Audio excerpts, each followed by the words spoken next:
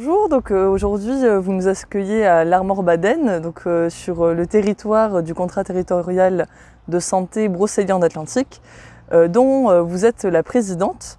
Pouvez-vous nous présenter déjà ce CTS? Un conseil territorial de santé, c'est une instance dite de démocratie sanitaire. Ça a été inventé dans les années 2002-2005 avec les premières lois sur les partenariats et sur la contractualisation.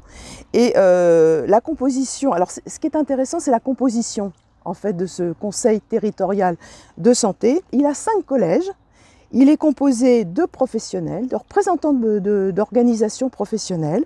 Il est composé d'usagers, ça c'est vraiment l'aspect novateur de cette loi, de collectivités, de représentants des collectivités territoriales ou des groupements, donc les régions, les départements, les communautés de communes, les communes, etc.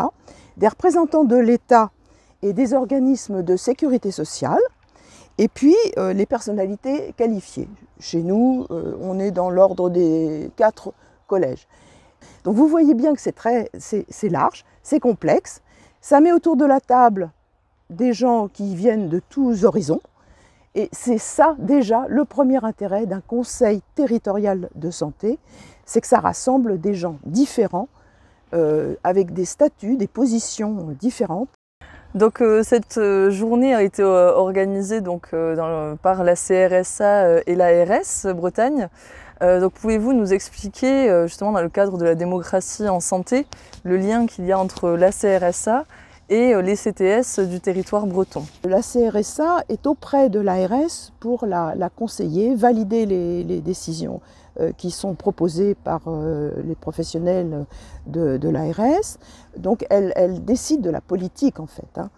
C'est elle qui valide ou non le programme régional, le plan régional de santé.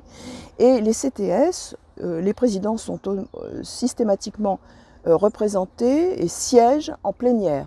Après, il ressort du volontariat des uns et des autres de participer aux travaux réguliers de la CRSA, qui effectivement est constituée de commissions diverses, que je ne pourrais pas forcément vous nommer de mémoire, et qui effectivement donc infléchit la politique régionale de l'ARS. Et comment pouvons-nous devenir représentants des usagers dans un CTS? La liste des personnes est proposée, est envoyée à l'ARS, et c'est l'ARS qui valide en dernier ressort. Il faut une capacité à la négociation, à la conciliation quand même. Voilà, donc on écoute, on s'informe, on découvre les limites des uns et des autres, mais on est là quand même pour marteler et rappeler les besoins des usagers qu'on représente. C'est que pour le représentant d'usager, il a vécu cette vie-là, il sait de quoi il parle, il a la prétention d'être représentatif, donc c'est très important de se détacher de sa propre vie personnelle. On n'est pas là pour parler de soi, de parler de son enfant. De temps en temps, c'est intéressant, lorsque quelqu'un vous met au pied du mur, de parler, de savoir échanger de votre expérience personnelle, mais sans en faire une expérience universelle. Voilà. C'est simplement pour appuyer cette expertise et dire je sais de quoi je parle. Et quelles sont les principales missions des CTS et les effets que vous constatez au sein de Brocéliande Atlantique? C'est une instance qui permet d'associer des parties prenantes de la santé sur le territoire. C'est une instance de débat, de concertation. Alors, elle effectue déjà le diagnostic territorial.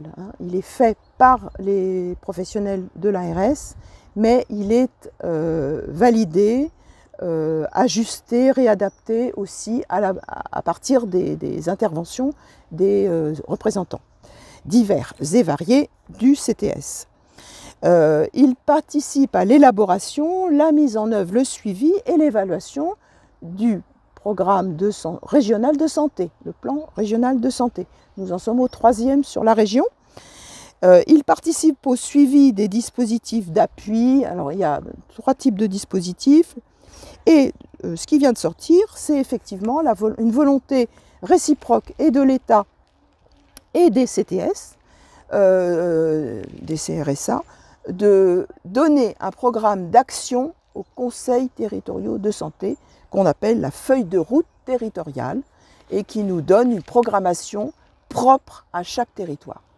Quant à l'impact sur les dynamiques locales en promotion de la santé et la prévention, alors pour le moment, on n'a pas fait d'études d'impact. Mais moi, ce que j'ai envie de dire d'ores et déjà, c'est que ça crée une culture de la collaboration. Collaboration entre professionnels, ce qui est déjà pas du luxe.